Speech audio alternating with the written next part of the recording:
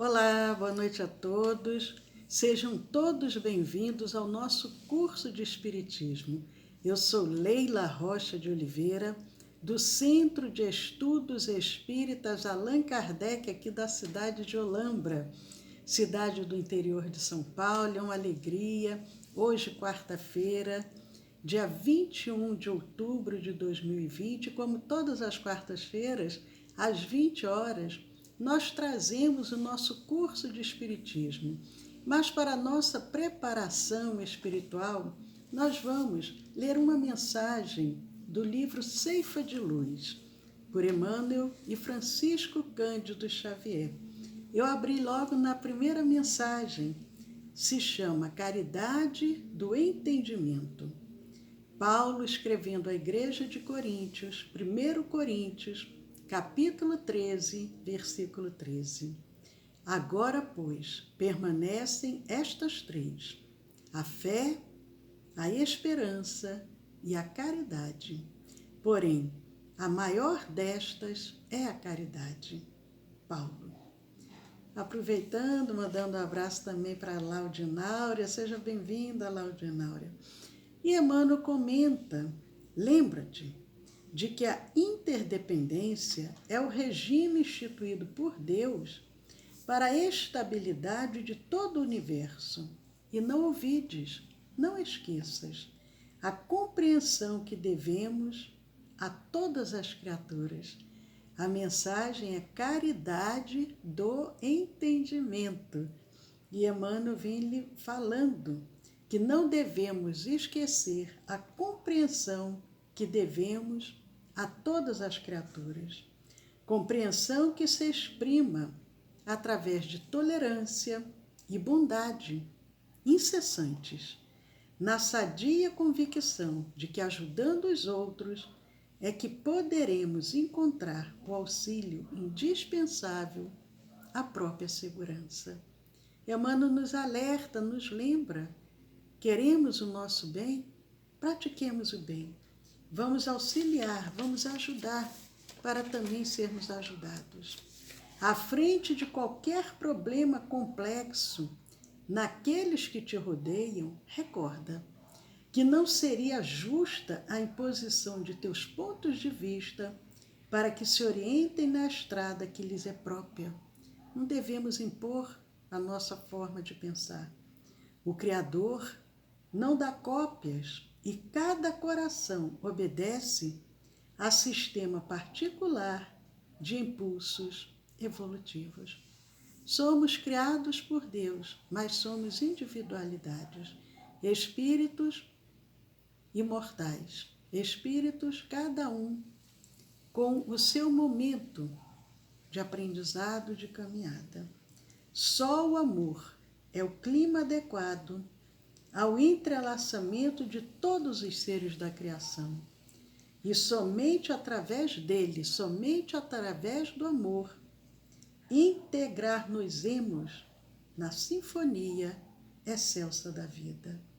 Guarda em todas as fases do caminho a caridade, que identifica a presença do Senhor nos caminhos alheios, respeitando-lhes a configuração com que se apresentem. E no último parágrafo do livro Ceifa de Luz, Emmanuel nos diz: não te esqueças de que ninguém é ignorante porque o deseje. Olha, repetindo, não te esqueças de que ninguém é ignorante porque o deseje. E estendendo fraternos braços aos que respiram, atribulados na sombra, diminuirás a penúria que se extinguirá. Por fim no mundo, quando cada consciência ajustar-se à obrigação de servir. Vou voltar para que a gente possa refletir. Não te esqueças de que ninguém é ignorante porque o deseje.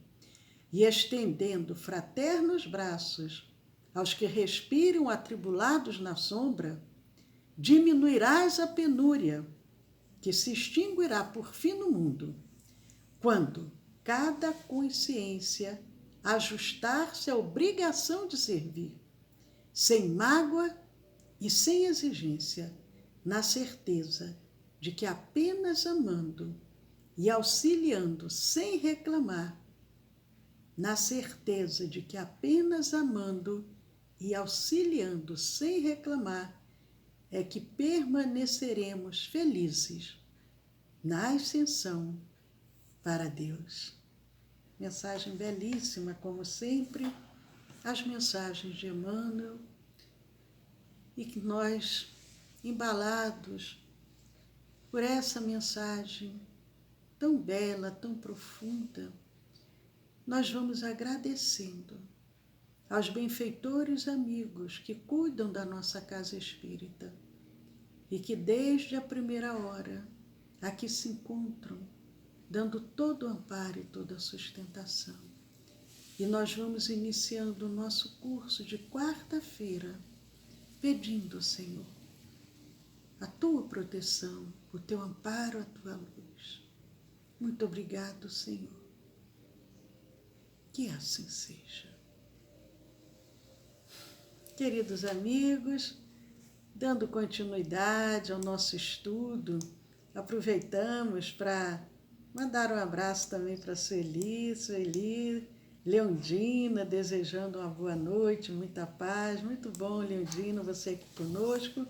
E lembrando que nós utilizamos para o nosso estudo essa apostila, que é o estudo sistematizado da doutrina espírita, o tomo único. É o programa complementar, publicação da Federação Espírita Brasileira.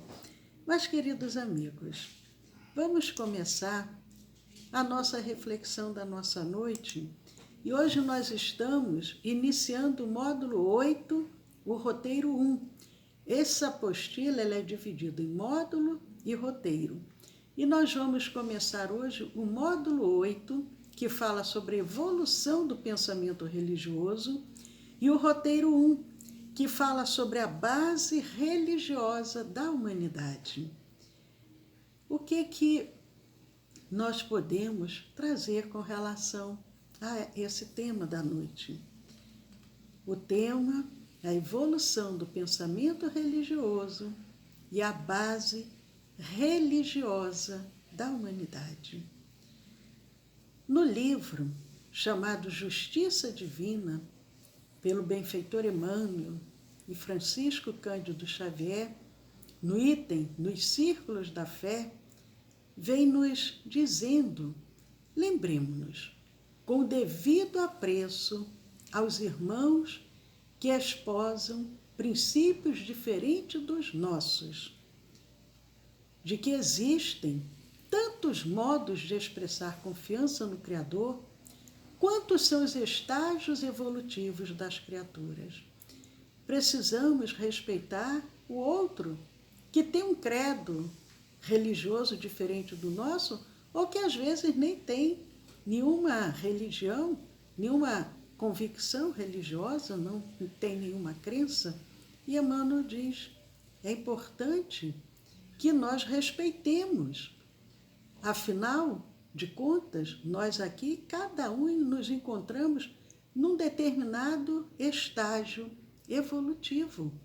Não podemos querer que todos estejam no mesmo nível de evolução e que também tenha os mesmos pensamentos, os mesmos sentimentos que nós temos. Da mesma forma, o outro também querer que nós tenhamos a forma dele de pensar. Ainda assim, toda vez que se mostrem sinceros, não lhes negue consideração e respeito, diz Emmanuel. Se aquele irmão tem uma outra crença, está no outro estágio evolutivo, mas se ele mostra um desejo sincero, ele tem uma crença sincera, não vamos desrespeitá-los. Ao contrário, devemos ter consideração e respeito pela sua crença.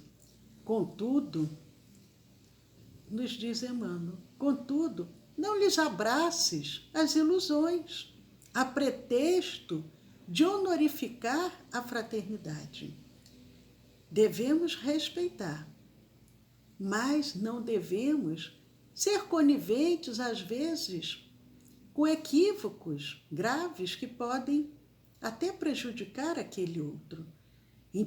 Com pretexto de sermos fraternos, não, Emmanuel diz, não abraces as ilusões, porque a verdadeira fraternidade se movimenta a favor dos companheiros de evolução, clareando-lhes o raciocínio, sem violentar-lhes o sentimento.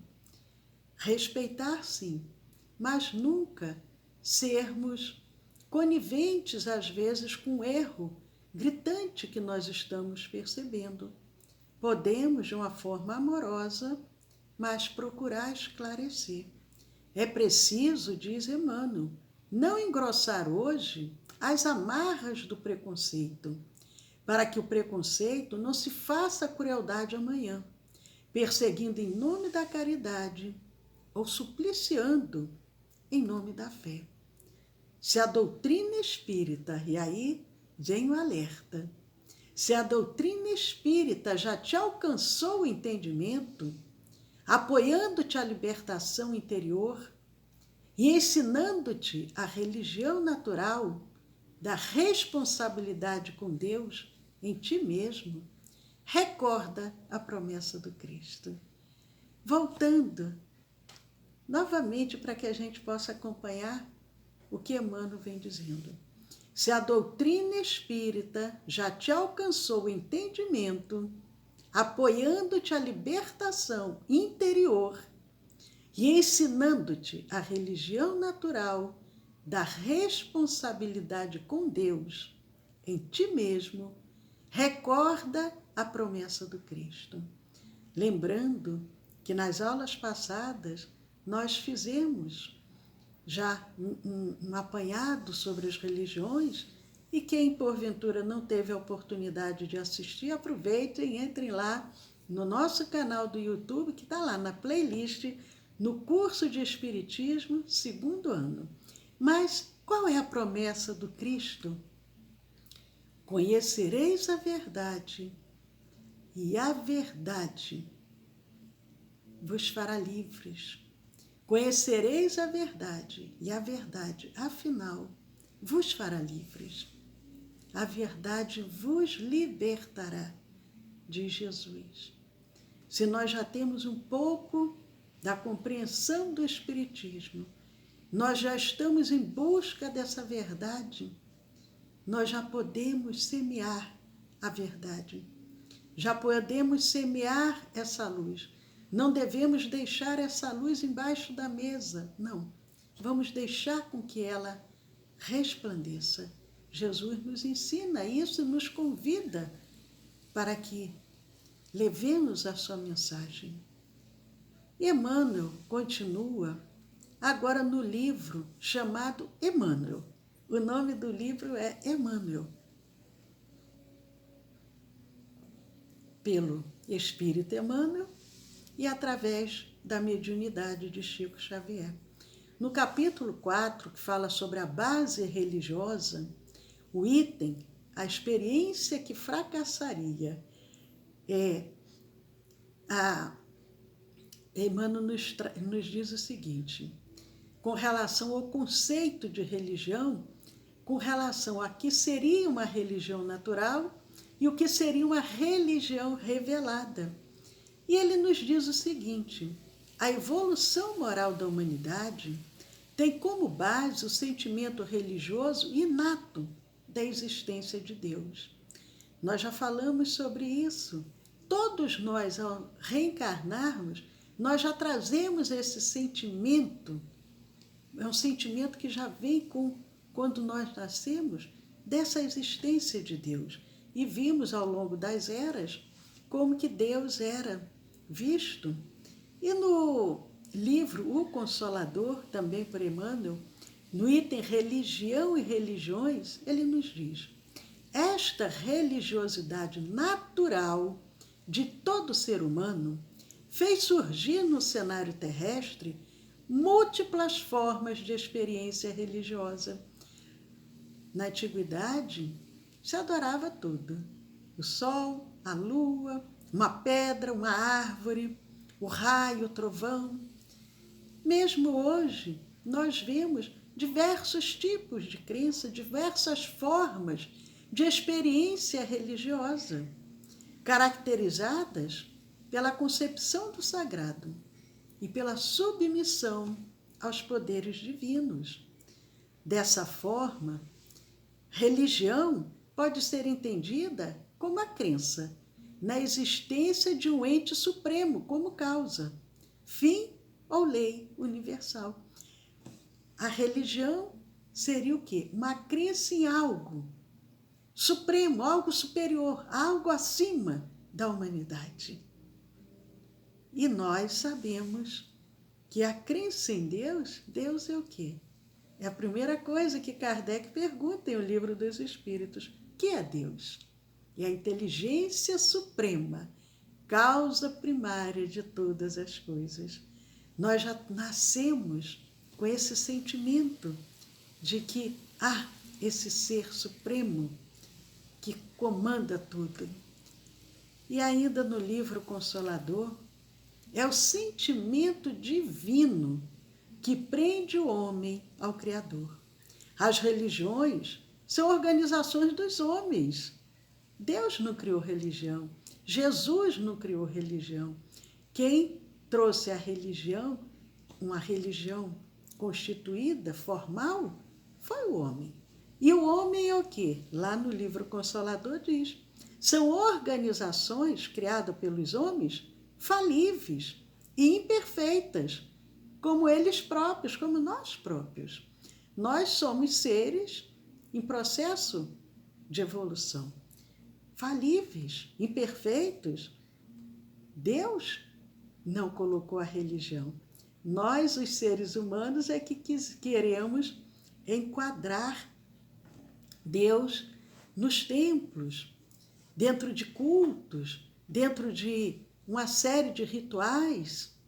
O estudo da evolução do pensamento religioso classifica a religião natural, a religião em natural seria e em revelada. Seriam duas situações.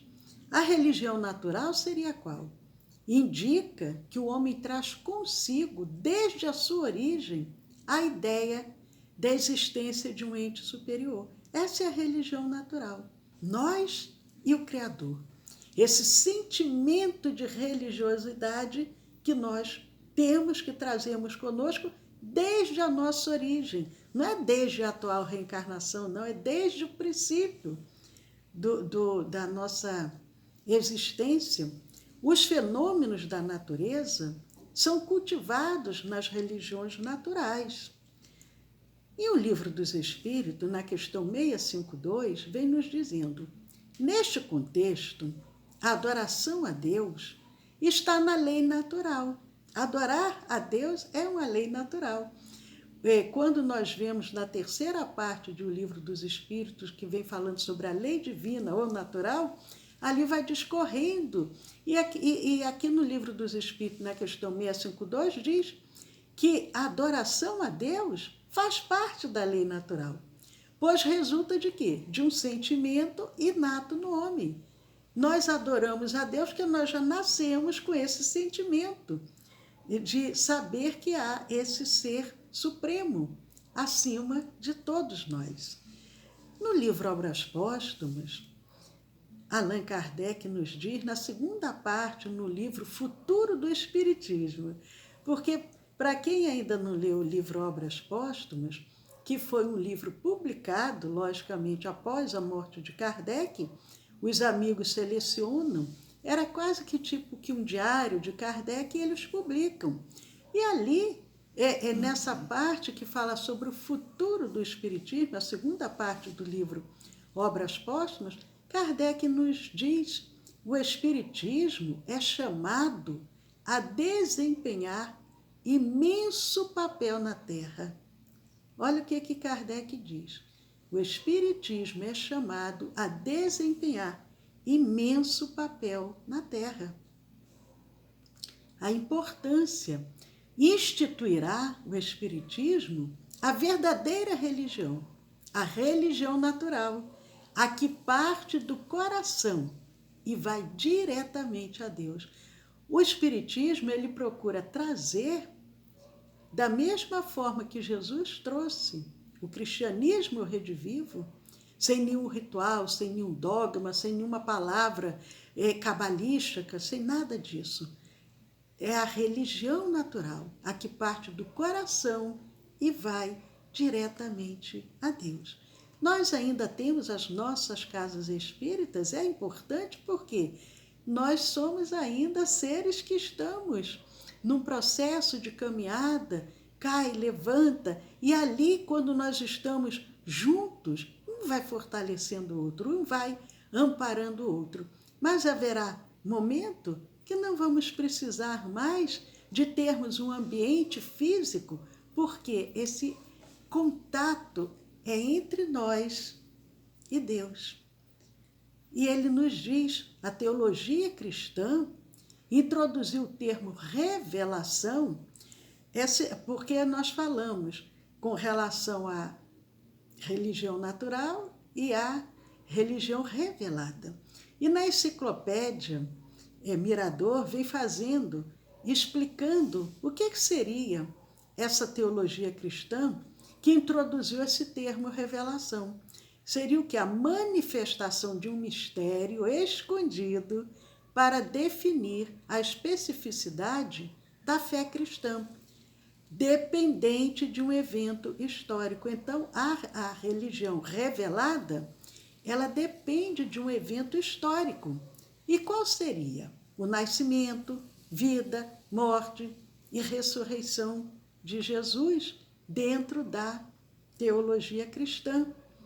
A religião revelada estaria, assim, em oposição à religião natural, porque a religião natural não precisamos de nenhum tipo de nada exterior.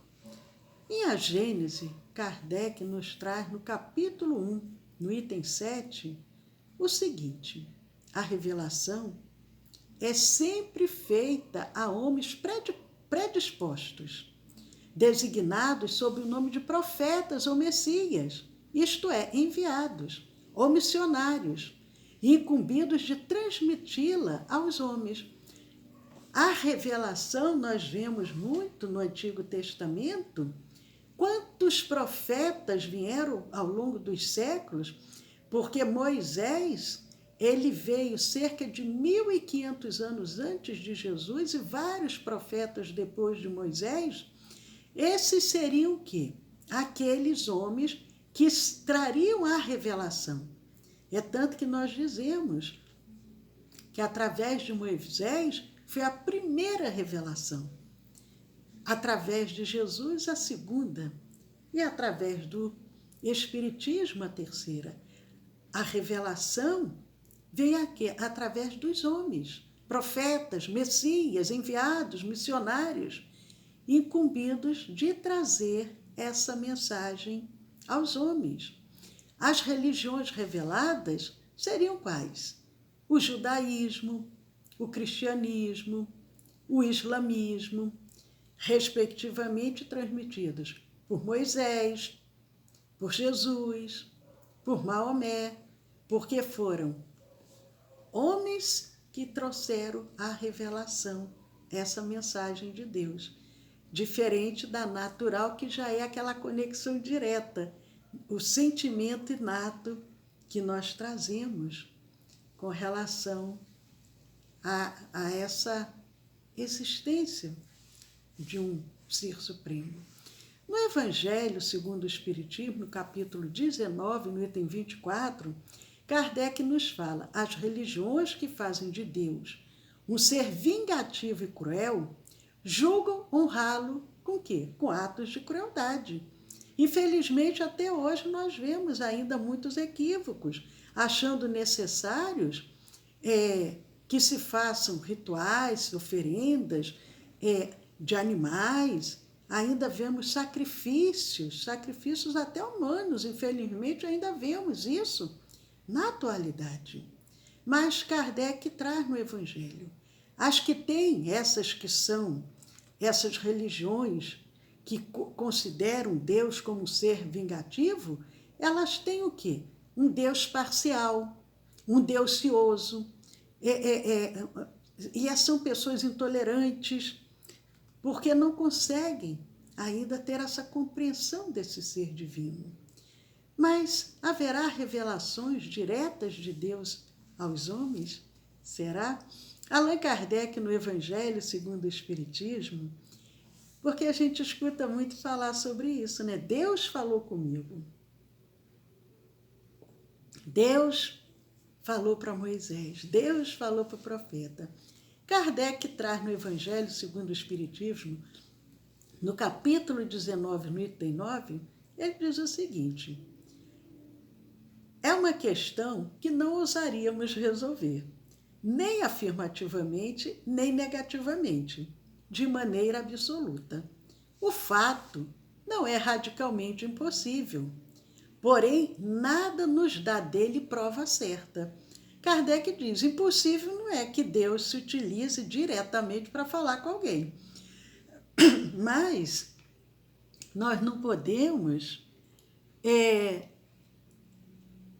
mas não temos prova com relação a isso. Mas aí Kardec continua dizendo, agora o que não padece dúvida é que os espíritos mais próximos de Deus, pela perfeição, se imbuem do seu pensamento e podem transmiti-lo, que é o que aconteceu com Jesus. Jesus, o nosso governador espiritual, um espírito puro, ele tinha condições de saber diretamente com Deus o que o Pai desejava. E ele trazia.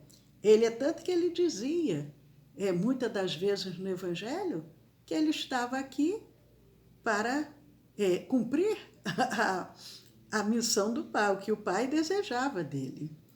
Mas Kardec continua dizendo, ainda no Evangelho, capítulo 19, item 8, todas as religiões tiveram seus reveladores, todas.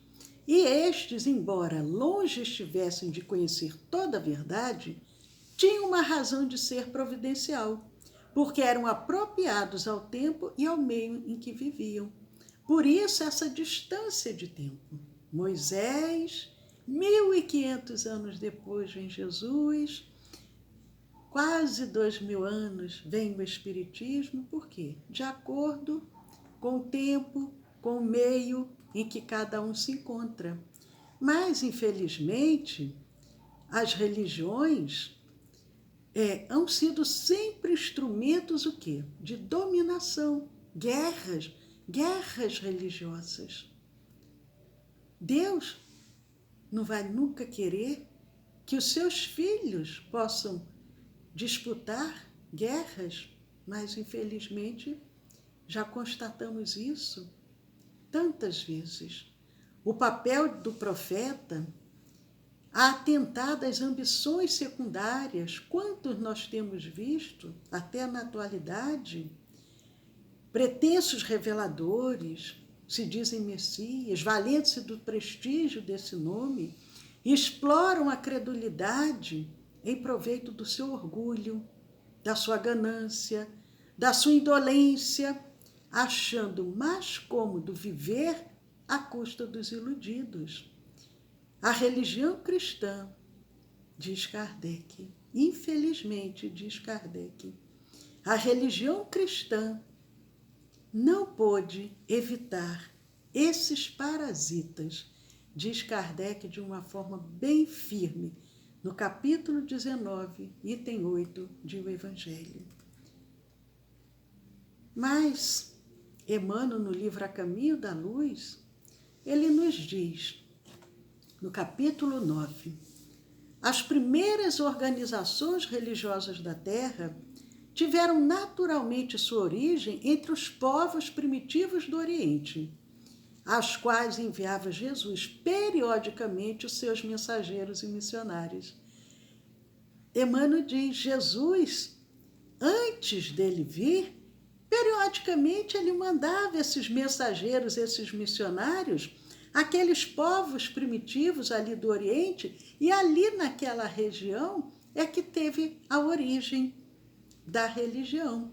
A mais antiga manifestação religiosa que se conhece, diz Emmanuel no livro A Caminho da Luz, são os Vedas, que são dos livros sagrados da religião hindu, que contam mais de 6.000 anos. Ali já nos falam da sabedoria dos santras, ou grandes mestres das ciências hindus. Ou melhor, sastras, grandes mestres das ciências hindus. Moisés veio há cerca de 3.500 anos. E esses livros sagrados de cerca de 6.000 anos, ali falando desses grandes mestres das ciências hindus, que os antecederam de mais ou menos 2 milênios, nas margens dos rios sagrados da Índia. Então, vamos aí dizer, uns 8.000 anos, 8.000 anos, que já tem, assim, as primeiras religiões que se conhecem. Agora, e o culto? O que é o culto religioso? Às vezes a gente fala, antigamente, nós que já temos um pouco mais de experiência de vida, para não dizer idade, quando nós chegamos ao Espiritismo, a gente falava culto, evangelho no lar. Agora a gente fala o evangelho no lar. E o que seria um culto religioso? O que seria isso? Na questão 669 do Livro dos Espíritos, vem falando. É a forma respeitosa de reverenciar a Deus. No homem primitivo, o culto se manifesta sob a forma o quê? De oferendas materiais. Eles achavam que a divindade precisava de oferendas, de sacrifícios humanos, sacrifícios de animais, ingenuamente dedicados à divindade.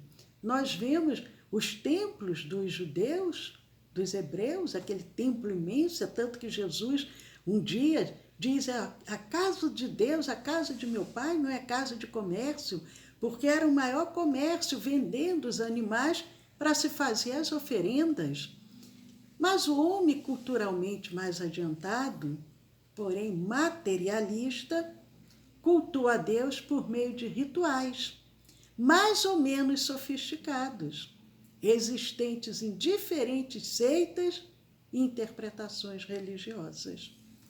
Não estamos criticando, mas é apenas uma verdade, uma constatação.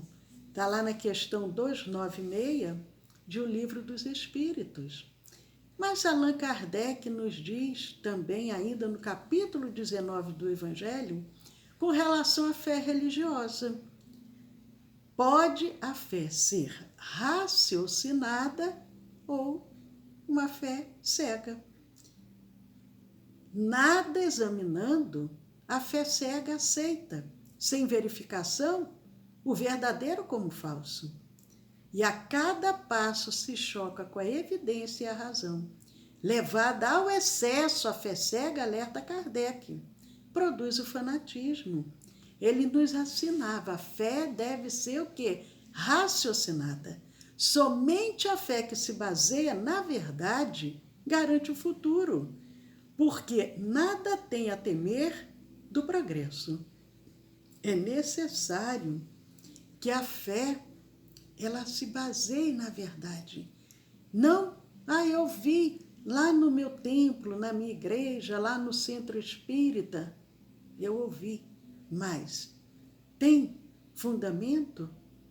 Vamos refletir. Será que a pessoa que falou não se equivocou? Mas muitas das vezes a gente permite que o outro pense por nós, que o outro tome decisões, que o outro nos encaminhe, nos dirija. Kardec não. Kardec era o bom senso encarnado, então ele era muito firme. Ele só trazia alguma revelação nova depois de muito pesquisar, de muito analisar. Porque ele diz, somente a fé que se baseia na verdade garante o futuro, porque nada tem a temer do progresso. E ele vai encerrando E nós vamos encerrando também o Evangelho, lá no Evangelho, no capítulo 19, no item 6, quando ele nos diz: cada religião pretende ter a posse exclusiva da verdade. Somos seres ainda tão imperfeitos que nós queremos dizer: não, a minha religião é que conduz a Deus. A sua não. O meu Deus é diferente do seu. O meu Deus é perfeito, o seu não é. Cada religião pretende ter a posse exclusiva da verdade. Preconiza alguém a fé cega sobre um ponto de crença, melhor dizendo, preconizar alguém a fé cega sobre um ponto de crença é confessar-se impotente para demonstrar que está com a razão. Queridos amigos que nos acompanham todas as quartas-feiras no nosso curso de Espiritismo, voltado para o 2º ano, mas todos estão convidados a participar. Aguardamos vocês na próxima quarta, às 20 horas, e com muita alegria nos nossos corações, nós desejamos a doce paz de Jesus no coração de cada um. Sejamos nós a já seguirmos a religião natural, a que nos conecta diretamente ao Pai. Muita paz.